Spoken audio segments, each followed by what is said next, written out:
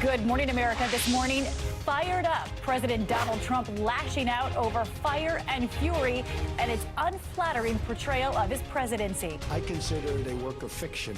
As he fields questions on the Russia investigation and opens the door for talks with North Korea.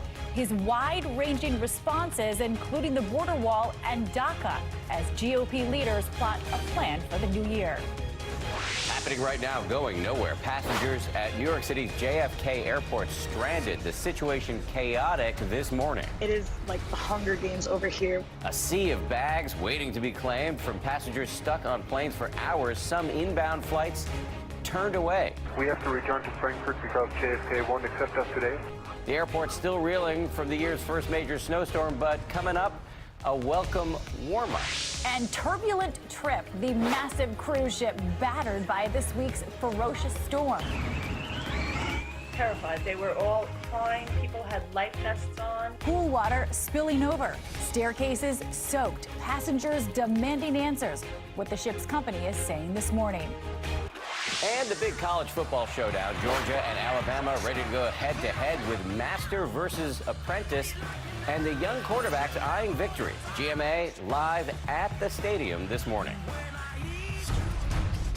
Live from ABC News in New York, this is Good Morning America. Losing my mind, absolutely. Good Sunday morning, everyone. We hope you're inside someplace warm and safe. We say happy Sunday to you. And President Trump is at Camp David this weekend. And on Saturday, we saw a rare and wide-ranging exchange between him and reporters. Trump defending his mental stability, standing firm on his border wall, and even opening the door with the leader of North Korea to talks, who he has called Little Rocket Man.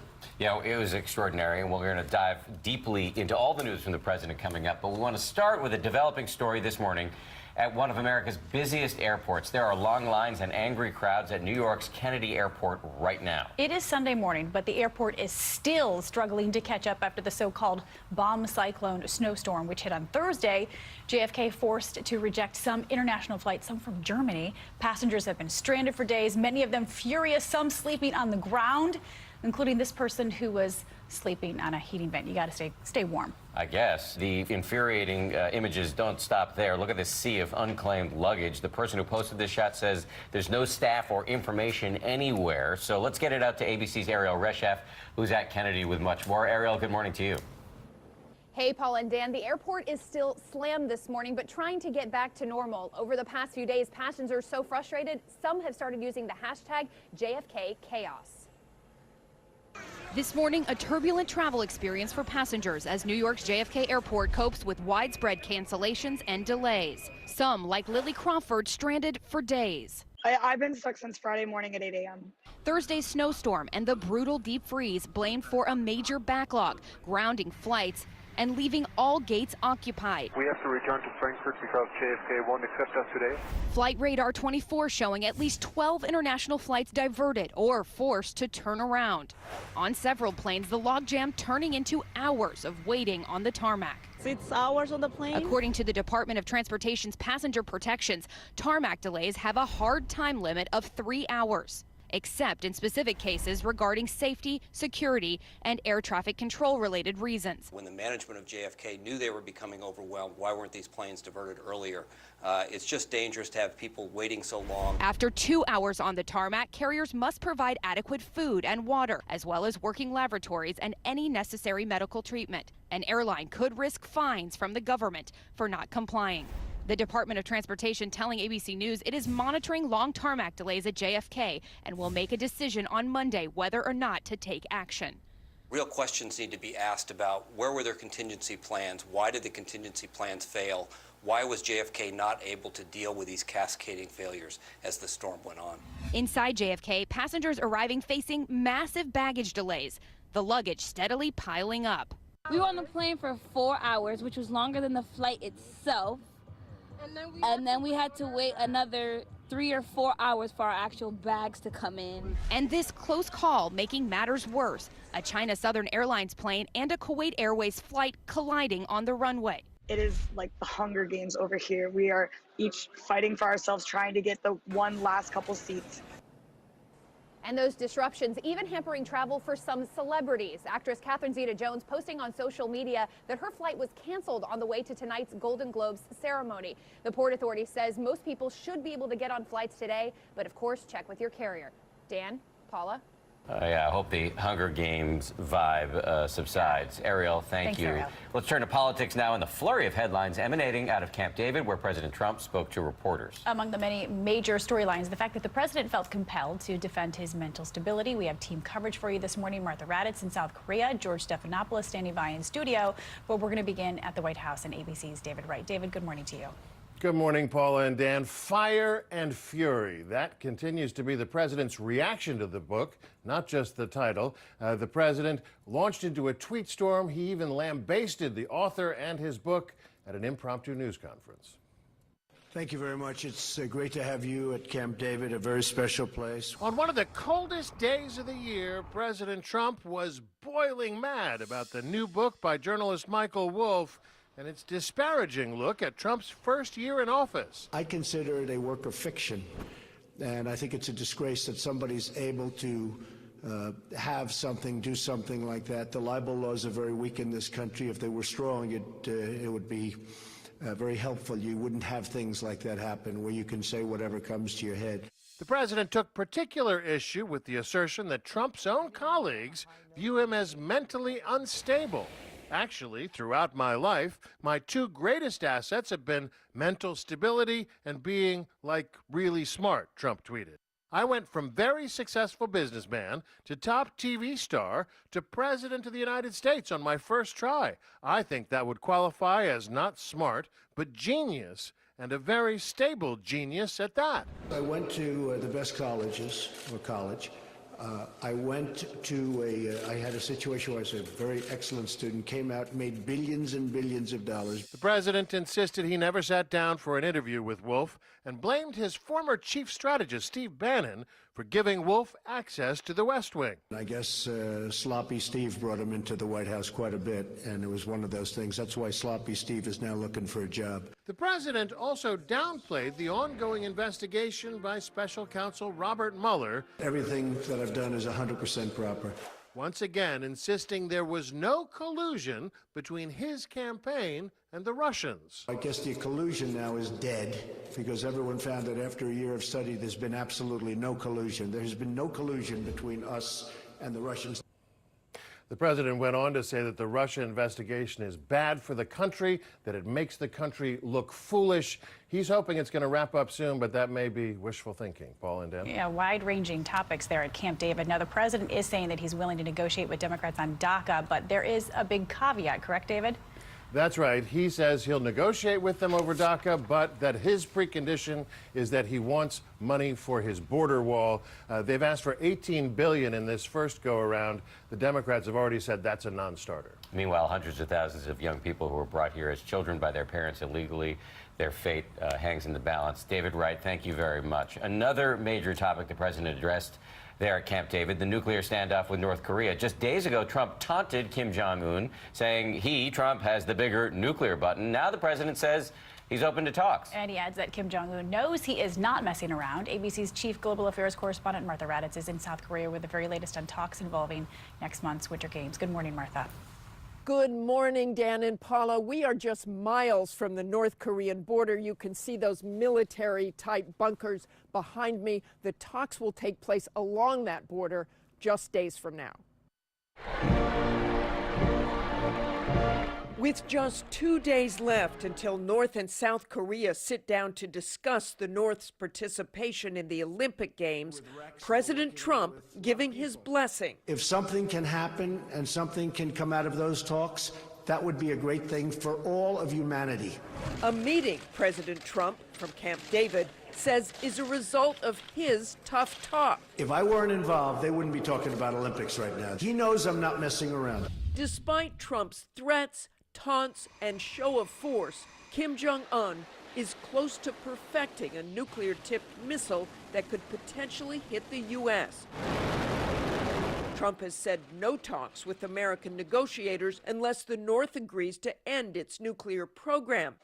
He now says he's willing to talk to Kim. I always believe in talking. And there was no one we talked to in South Korea who didn't support talks. The fear of war here is constant. The artillery is easily seen from the side of the road, all guns pointing north, the barbed wire, the shelters, the barriers designed to crash onto the roadway if North Korean soldiers storm south. But for the moment, says this farmer, there is hope Tuesday's dialogue will lead to more. Hopefully, if the international politics gets better, then we want to live in peace. But despite the optimism about those talks and despite what President Trump is saying, there remains concern about what happens next. Dan and Paula? All right, Martha Radis reporting from the region. We want to bring in our chief anchor, George Stephanopoulos, who's going to be hosting this week a little bit later this morning. So let's pick it up right there with North Korea. Good morning to you, George. The president told reporters, as you just heard, that he is open to having talks with Kim Jong-un. They would come with conditions, and that he knows Kim Jong-un should know that he's not messing around. Although he didn't spell out what the conditions were. And Not this at does all. seem to be something of a turnaround from where the president and his team have been before, where they've required North Korea to give up their nuclear program, say they're going to give up their nuclear program. We seem to be in a new phase right now, probably led by the fact that South Korea does want to talk with North Korea, does want to reduce tensions before we get into these Winter Olympics coming up next month. And a significant decision this week from the Secretary of Defense as well to put off any South Korean U.S. military exercises until after those Olympics. So there does appear to be some kind of reduction in tensions as we head into this week, as we head into these talks between South Korea and North Korea. Except on the president's Twitter feed. We saw something extraordinary yesterday. The president of the United States feeling compelled to defend his own sanity in front of reporters and in front of the nation. This has now become a partisan issue, with some Democrats in Congress introducing legislation calling for sort of a mental fitness test for the president. Do you think at the end of the day anybody's mind is going to be changed here? Well, I don't think that's going anywhere anytime fast, but you've had several psychiatrists from across the country question whether or not the president is fit as well, even though there's been a long-standing rule or precedent against having psychiatrists diagnose someone from afar. Right? The Goldwater rule.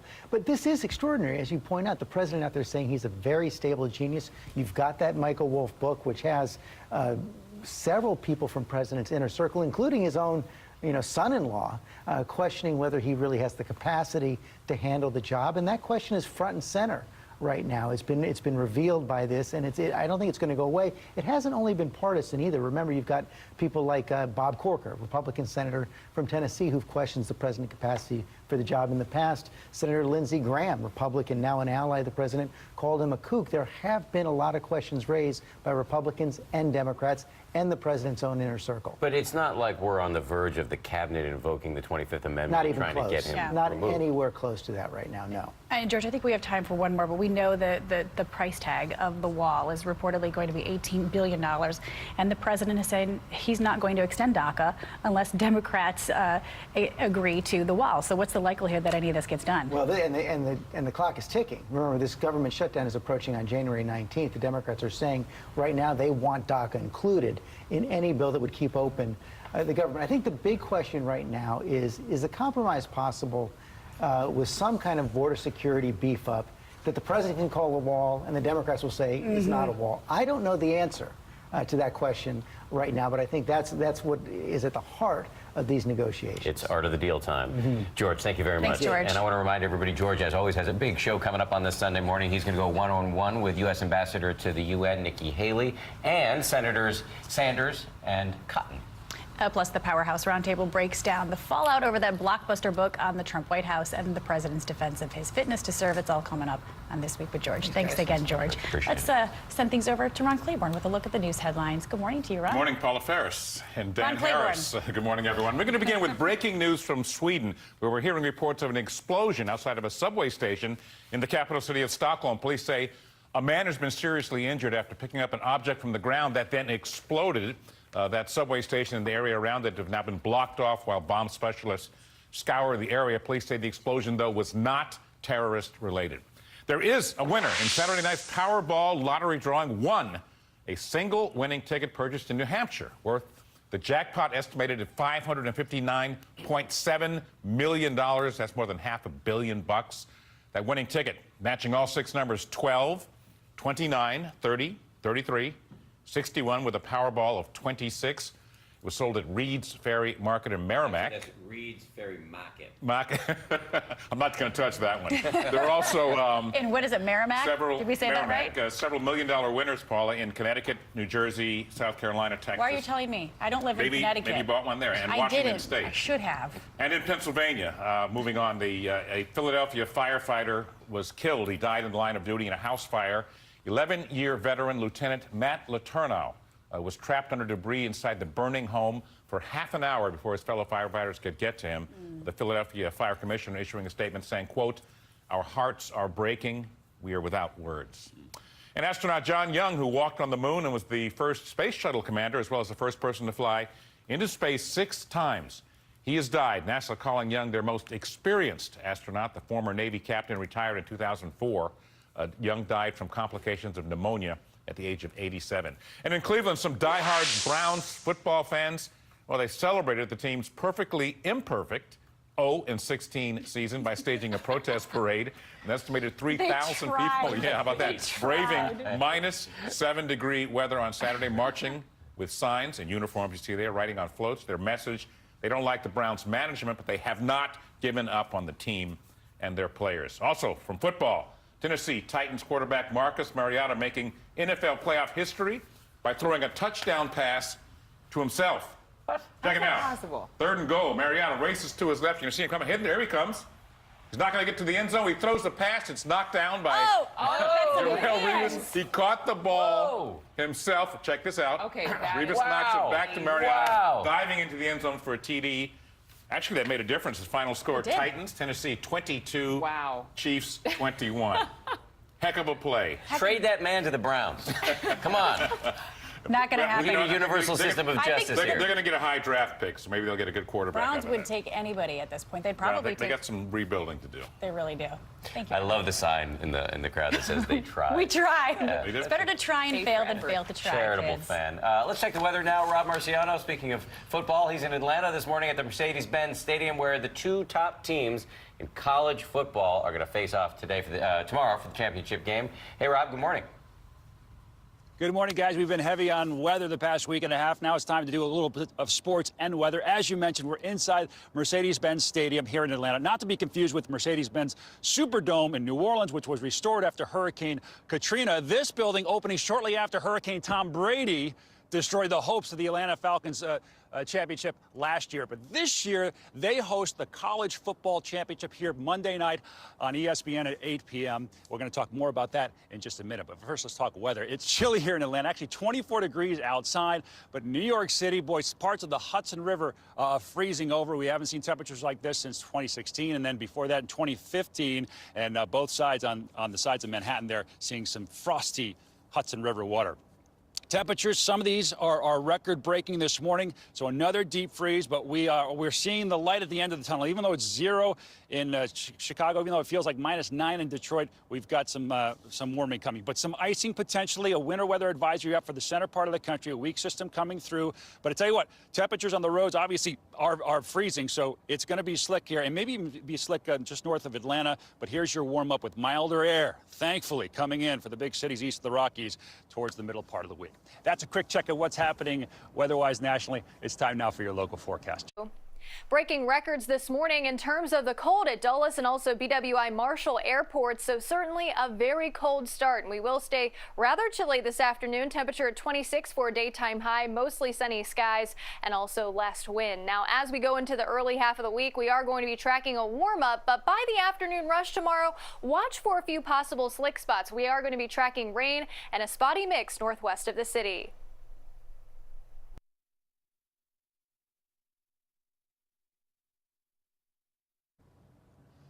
And aside from getting to the game here, weather is going to be a non-issue because we are inside that monster roof covering a 2 million square foot facility where these two teams are going to square off. 30 stories high, that puppy is. It's a magnificent venue, but this is two teams, storied franchises that are going to settle their differences right here on this field. It's the matchup many have been waiting for all season long. The Alabama Crimson Tide and the Georgia Bulldogs. College football rivals fighting for this